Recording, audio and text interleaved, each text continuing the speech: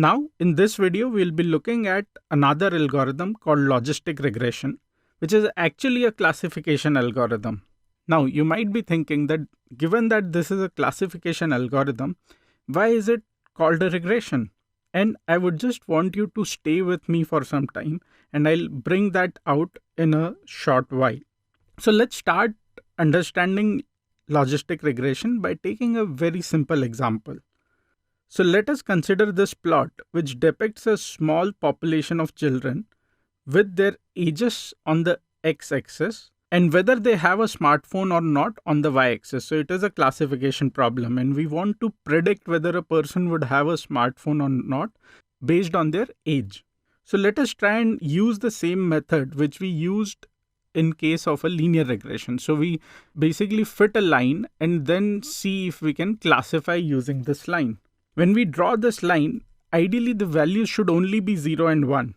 But when we draw this line, what we see is that while there are some values between 0 and 1, and we can put a threshold like if the value of age is below this particular point, the person does not have a smartphone. And for a particular value above age, it will have a smartphone. So we can do something like this, but the minute you add more data points, you'll see that the slope of line changes, and we'll need to inadvertently move the threshold. So it doesn't give us the right way to classify a particular problem. So my threshold of age cannot move in a predicting algorithm.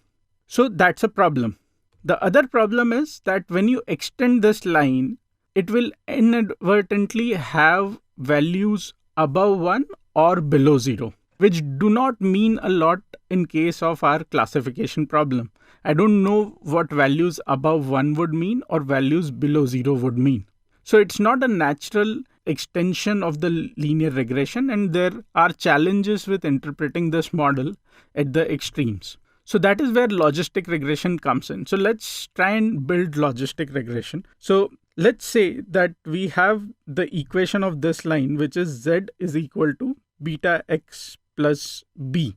So the properties, we are already aware of the properties of this line. Now what I actually need is a function of z which transform this line into something like this, where the values are between 0 and 1. And this is where a sigmoid function, which is also known as a logit function, comes in handy. So what this function does is it transforms this linear line into a curve which looks something like this.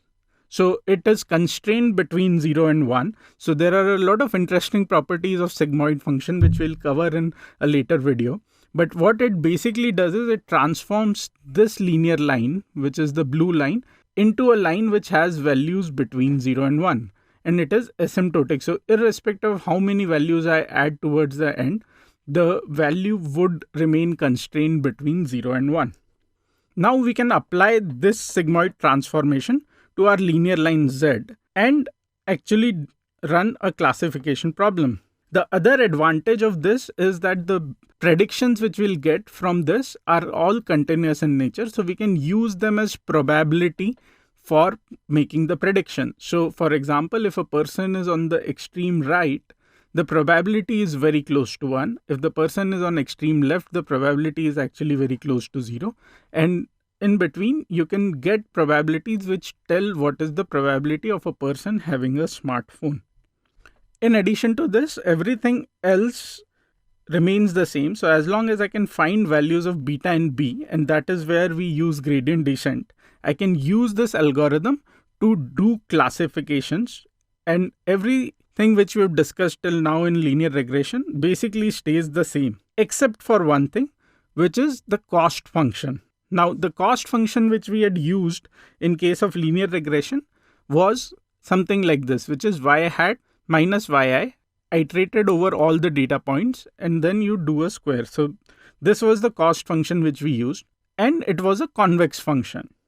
The y hat that we have covered is a non-linear function, and when we use this y hat in the above equation, it will be a non-convex function. It would unnecessarily create complications if we use gradient descent in this particular scenario.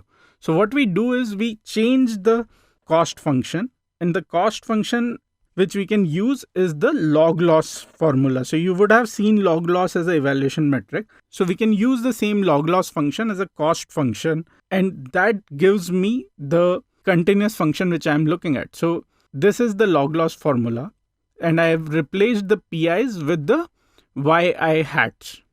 So when the actual class is 1 and I am looking at the probability of class 1, then the left part of the equation is active and the right part becomes 0.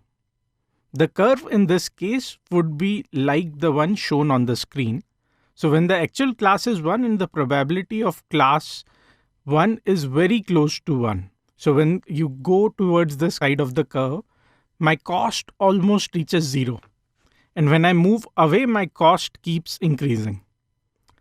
Similarly, when my actual class is 0, the right part of the equation becomes active, while the left part vanishes. When we plot this, you'll get a graph like the one shown on the screen. So when the actual class is 0 and I'm predicting 0, the cost is 0. And as we move away, the cost keeps increasing. And we add both the parts, which gives us the right cost function. And y-hat predictions can be obtained by using this equation. So we use the cost function to get values of beta and b, which can then be plugged in into this formula, and we can get our predictions. So that's how we'll use the gradient descent. So the cost function is outlined over here, which is represented by j. Once done, we can differentiate it with both the parameters beta and b. So this we have already seen in linear regression. I'm just repeating so that everything is clear. And we can use these to update our parameters. So once differentiated, this is the formula which they come to. And we can use this to update beta and b to get the final convergence. So that is how we'll run logistic regression.